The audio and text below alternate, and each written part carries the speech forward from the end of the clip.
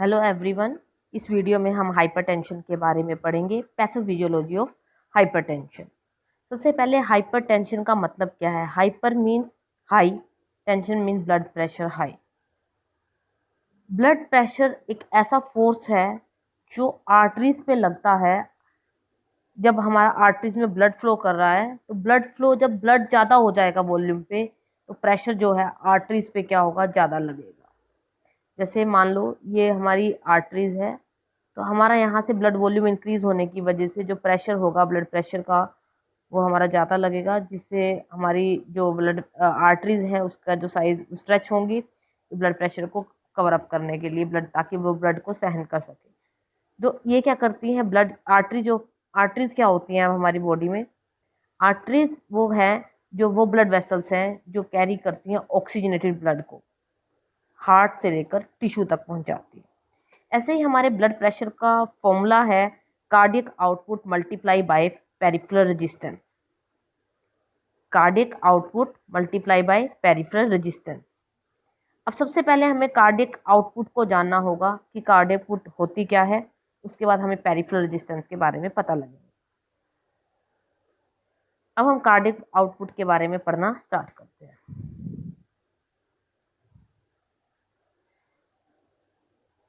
Cardiac output, जैसे cardiac output की definition क्या है, amount of blood ejected by amount of blood ejected by ventricle in 1 minute, कि 1 minute के अंदर वेंट्रिकल जो है कितना वॉल्यूम ऑफ ब्लड जो है इजेक्ट करती है। दोबारा से रिपीट कर रही हूँ, कार्डियो आउटपुट डेफिनेशन, कितना अमाउंट ब्लड का इजेक्ट होगा वेंट्रिकल में से। वेंट्रिकल हमारा लोअर पोर्शन में जो हमारे वेंट्रिकल्स आते हैं, कितना वॉल्यूम इजेक्ट होगा 1 मिनट के अंदर। अब कार्डियक आउटपुट का जो है फॉर्मूला होता है, वो क्या होता है, heart rate multiply by stroke volume.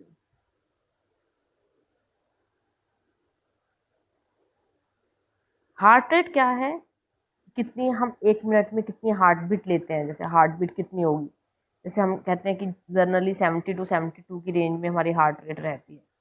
1 minute के अंदर हम बीट करते हैं, कॉन्ट्रैक्शन करते हैं, रिलैक्सेशन। तो अब स्ट्रोक वॉल्यूम क्या है, स्ट्रोक वॉल्यूम वो है कि कितना वॉल्यूम जो है ब्लड का फ्लो करेगा वन वन बीट में। कार्डियक आउटपुट 1 मिनट की बात हो रही है, लेकिन स्ट्रोक वॉल्यूम में 1 बीट की बात हो रही है। और हमारा हार्ट, जैसे हमें पता है कितनी बार बीट करता है, अगर 70 करता है, 72 करता है, तो इसको स्ट्रोक वॉल्यूम में जितना वॉल्यूम बाहर निकलेगा या जितना हमारा वॉल्यूम इजेक्ट होगा, उससे हम कैलकुलेट कर सकते हैं कि हमारी कार्डियक आउटपुट कितनी है। अगर हमारी कार्डियक आउटपुट इंक्रीज होगी, कार्डियक आउटपुट जो बड़ी हुई है, तो हमारा ब्लड प्रेशर भी क्या होगा, इंक्रीज होगा। अगर हमारी, दैट मीन्स अगर हमारा जो प्रेशर जो है, ब्लड फ्लो जो है ज़्यादा अमाउंट में कर रहा है, तो कार्डियक को ज़्यादा काम करना पड़ रहा है, हार्ट को ज़्यादा काम करना पड़ रहा है, इससे क्या होगा, हमारा ब्लड प्रेशर भी क्या होगा, ज़्यादा होगा। जैसे कि हम एक्सरसाइज करते हैं, एक्सरसाइज करने पर हमारी सांस फूलने लगती है, हम जल्दी से हम इनहेल और एक्सहेल करते हैं सांस को, उस कंडीशन में क्या होगा, दैट मीन्स हमारे हार्ट को उस कंडीशन में वर्क जो है ज़्यादा करना पड़ रहा है, तो उस कंडीशन में हमारा कार्डियक आउटपुट क्या हो जाती है, इंक्रीज हो जाती है, जिसकी वजह से हमारा ब्लड प्रेशर उस दौरान क्या हो जाता है, इंक्रीज हो जाता है। अब हम बात करेंगे पेरिफेरल रेजिस्टेंस की।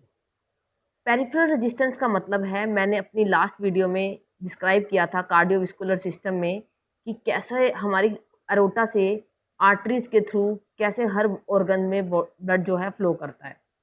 तो जैसे पेरिफेरल रेजिस्टेंस का मतलब क्या है, पेरिफेरल रेजिस्टेंस को सिस्टेमिक वेस्कुलर रेजिस्टेंस भी कहा जाता है, सिस्टेमिक वेस्कुलर रेजिस्टेंस भी कहा जाता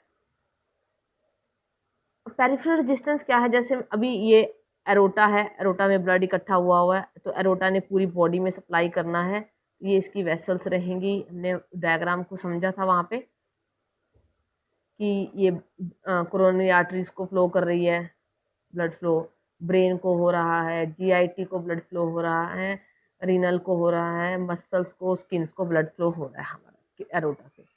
तो जब हमारे यहाँ पर यहाँ मसल्स जो आर्टरीज जो होती है वो किसी ना किसी मसल जुड़े होते हैं वहाँ पे, तो मसल ऑलवेज कॉन्ट्रैक्ट और रिलैक्स करते रहते हैं। तो किसी कारणवश तो यहाँ पे जो आर्टरी का साइज जो है, जो नॉर्मल साइज से क्या हो चुका है, छोटा हो गया है।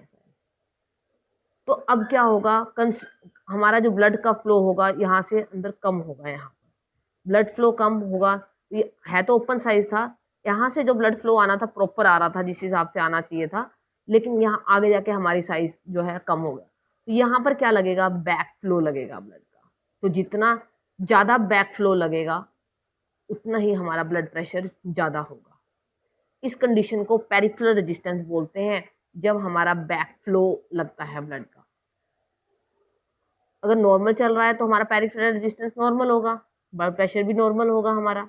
लेकिन किसी कारणवश हमारा जो कैपिलरीज का साइज जो है, सॉरी आर्टरीज का साइज जो है वो छोटा हो जाता है। आर्टरी का साइज जिसमें स्मूथ मसल होते हैं, या किसी भी कंडीशन कोई भी हो सकती है, प्लेग जमा हो गया क्लोट की वजह से, ठीक है, तो उसका साइज छोटा हो गया, तो उसकी वजह से हमारा जो ब्लड है ब्लैक ब्लैक फ्लो करेगा। इस कंडीशन को कहते हैं पेरिफेरल रेजिस्टेंस। तो पेरिफेरल रेजिस्टेंस ज़्यादा होगा हमारा तो कार्डियक आउटपुट भी ज़्यादा होगी, और कार्डियक आउटपुट ज़्यादा होगी तो हमारा ब्लड प्रेशर भी दोनों कंडीशंस में क्या हो जाएगा, ज़्यादा हो जाएगा। ठीक है, ब्लड प्रेशर जो है हमारा यहाँ पे डेफिनेशन जो है क्लियर होगी। अब इंट्रोडक्शन, जैसे ब्लड फ्लो करता है आर्टरीज के थ्रू, हमने बताया कि जो ऑक्सीजनेटेड ब्लड है वो आर्टरीज के थ्रू ही फ्लो करता है। It put a pressure on the internal lining of the artery wall. तो जब हम कुछ चीज़ जाएगी अंदर से, जब किसी आर्टरी के थ्रू कुछ पास हो रही है, हमारा ब्लड पास हो रहा है, तो कुछ ना कुछ प्रेशर एक्सर्ट करेगी। The more the blood exert the pressure, जितना ज़्यादा ब्लड होगा उतना ज़्यादा प्रेशर एक्सर्ट होगा, उतना ज़्यादा ब्लड प्रेशर हमारा होगा, जो हमारा शो होगा ब्लड प्रेशर। या हमारा साइज जो है आर्टरीज का स्मॉल जो हो जाएगा, आर्टरीज का साइज जो स्मॉल हो जाएगा, तब भी हमारा उस कंडीशन में भी हमारा जो ब्लड फ्लो करेगा उस पर भी इफेक्ट होगा। When the muscular wall of arteries are relax, तो जब कॉन्ट्रैक्ट और रिलैक्स करते हैं, तो कॉन्ट्रैक्ट का मतलब है कि पुश होना ब्लड आगे की तरफ, रिलैक्स का मतलब उस फिलिंग का टाइम है कि वो उस टाइम जो है फिल करेगा ब्लड को। तो उस टाइम जो फिलिंग के टाइम पे जो ब्लड प्रेशर हमारा लोअर होता है as compare to contraction. Artery wall fill करना है उस टाइम, तो कंडीशन रिलैक्स है ना उस टाइम हमारी पोजीशन तो बॉडी की, उस टाइम कॉन्ट्रैक्ट नहीं करना पड़ रहा हमारी बॉडी को, वर्क नहीं करना पड़ रहा उस टाइम, रिलैक्स कंडीशन में रेस्ट पे है, तो उस टाइम जो हमारा ब्लड प्रेशर जो होगा वो लोअर होगा। अब हमने पढ़ा कि दो तरह के प्रेशर होते हैं, एक सिस्टोलिक और एक होते हैं डायस्टोलिक। सिस्टोलिक प्रेशर, सिस्टोलिक का मतलब ही क्या हो गया, हमने लास्ट वीडियो में हमने किया था। सिस्टोल का मतलब क्या होता है, कॉन्ट्रैक्शन, कि जब हमारा हार्ट कॉन्ट्रैक्ट कर रहा है उस कंडीशन में कितना ब्लड प्रेशर है, उस टाइम कितना ब्लड प्रेशर है हमारा। और डायस्टोल का मतलब है कि जब हमारा हार्ट क्या है, रेस्ट पे है, उस कंडीशन में हमारा ब्लड का प्रेशर कितना है। तो पहले हम सिस्टोलिक प्रेशर मेजरमेंट करते हैं, उसके बाद फिर हम डायस्टोलिक प्रेशर मेजरमेंट करते हैं। और ब्लड प्रेशर की जो यूनिट्स होती हैं वो क्या होती हैं, मिलीमीटर ऑफ मरकरी या mm ऑफ Hg भी लिखा जाता है। मैंने बताया कि पहले हम सिस्टोलिक प्रेशर को मेजर करते हैं, जैसे जैसे दैट मीन्स कॉन्ट्रैक्शन का प्रेशर मेजर करते हैं कि कॉन्ट्रैक्शन के टाइम कितना प्रेशर है। तो जैसे मान लो सिस्टोलिक जो प्रेशर आया 120 आया, और जब हमारा रेस्ट पे थी condition, diastolic that mean rest पे था, तब हमारा प्रेशर हमने कहा ऑलवेज कम होगा 80, क्योंकि उस टाइम जो रिलैक्स कर रहा है उसमें हार्ट को वो काम नहीं करना पड़ रहा। 120/80 mm ऑफ Hg, इस तरह से इसको लिखा जाएगा। Hypertension leads to high risk for the heart disease. Hypertension क्या करती है, अगर हाइपरटेंशन है तो रिस्क फैक्टर किस चीज़ के बढ़ जाते हैं, हमें हार्ट डिसीज होने के फैक्टर जो हैं वो बढ़ जाते हैं। अगर हम रेगुलर चेकिंग करेंगे ब्लड प्रेशर की और ट्रीटमेंट लेंगे हाइपरटेंशन का, जो भी हमें मेडिकेशन डॉक्टर ने प्रिस्क्राइब किया है, डायग्नोस हुआ है, तो हम इस हार्ट डिसीज जैसी सीरियस कॉम्प्लिकेशन से अवॉइड हो सकते हैं।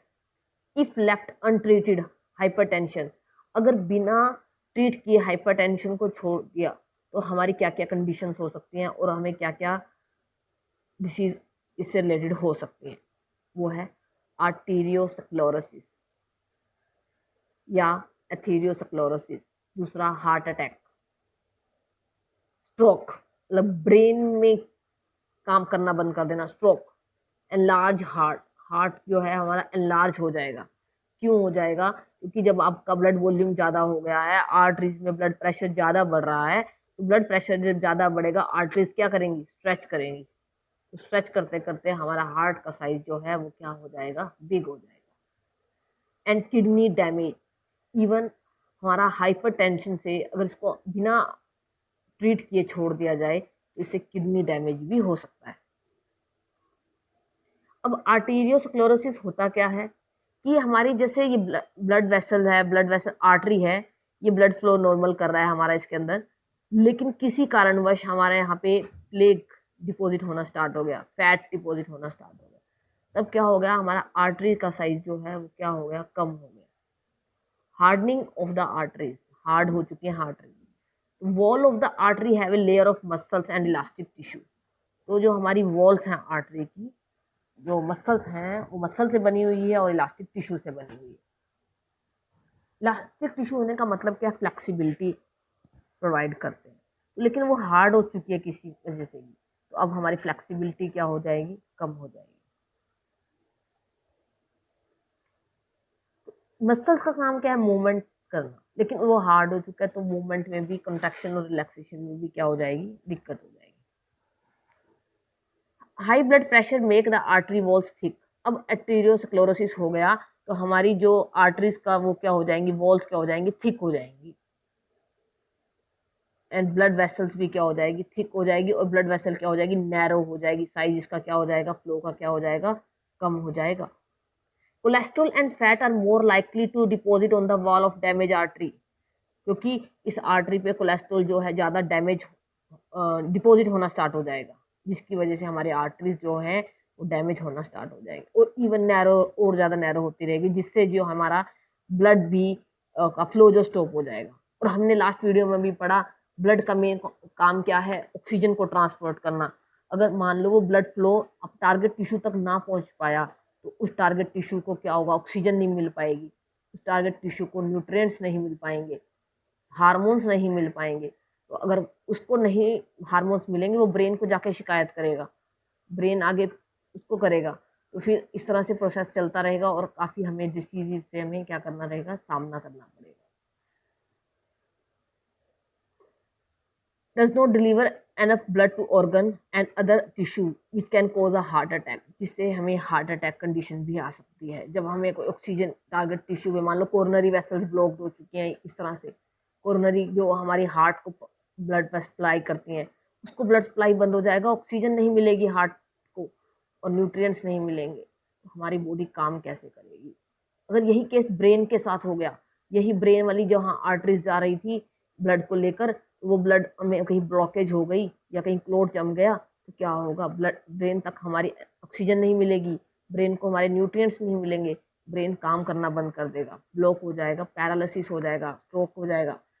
जिस पार्ट में क्लोट जमेगा वहीं पे ही पैरालिसिस, वहीं पे ही वो साइड ही बिल्कुल क्या हो जाएगी? पैरालाइज हो जाएगी। Hypertension make the heart to work done. Hypertension क्या करती है? मोर काम वर्क जो डन करना पड़ता है, हार्ट को ज़्यादा करना पड़ता है, एक्स्ट्रा वर्कलोड बढ़ेगा, कार्डियक आउटपुट बढ़ेगी, ज़्यादा बढ़ेगी, जिसकी वजह से हमारा जो साइज है हार्ट का वो ज़्यादा बढ़ सकता है।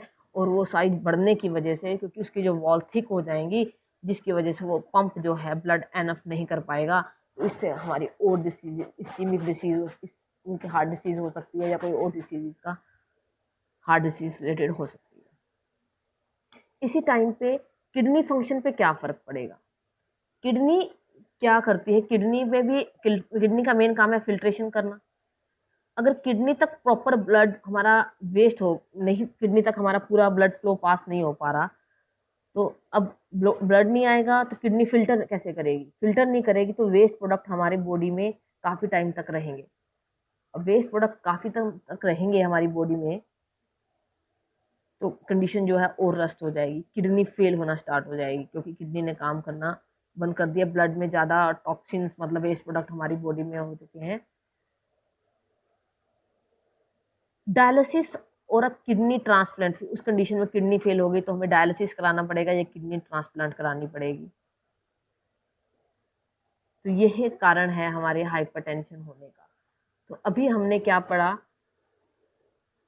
हाइपरटेंशन के बारे में। हाइपरटेंशन मतलब कि जो हमारा ब्लड प्रेशर जो है हाई हो जाना आर्टरीज पे, किस किस की वजह से होता है, सिस्टोलिक क्या होता है या डायस्टोलिक प्रेशर क्या होता है, कैसे हम इसको मेजरमेंट कर सकते हैं और इससे कौन कौन से रिस्क फैक्टर हो सकते हैं। आप रिस्क फैक्टर की हेडिंग बना के उसमें डिसीज के नाम लिख सकते हो, किसी एथीरियोस्क्लेरोसिस होगा, हार्ट अटैक होगा, स्ट्रोक होगा, लार्ज साइज बढ़ जाएगा, हार्ट का साइज बढ़ जाएगा, किडनी डैमेज हो सकती है।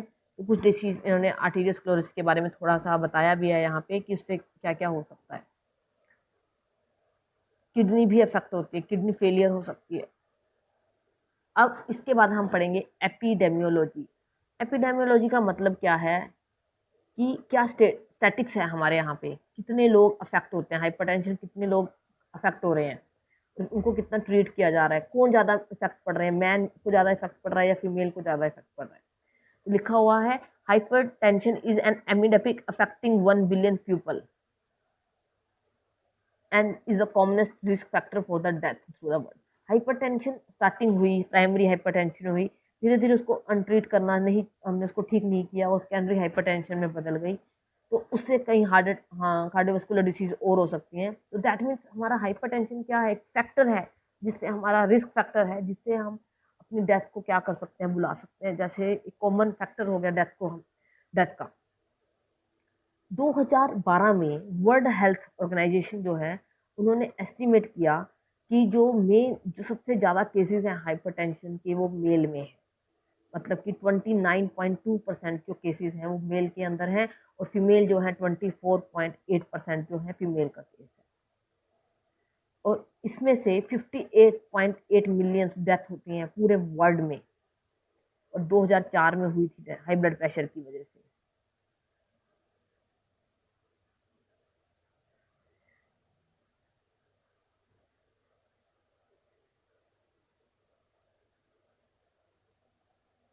ब्रेन वर्ड हाइपरटेंशन जो है वो रिस्पॉन्सिबल है कार्डियो सेरिब्रोवैस्कुलर डिसीज होने के या इस्कीमिक हार्ट डिसीज होने के, जिसकी वजह से डेथ हो जाती है।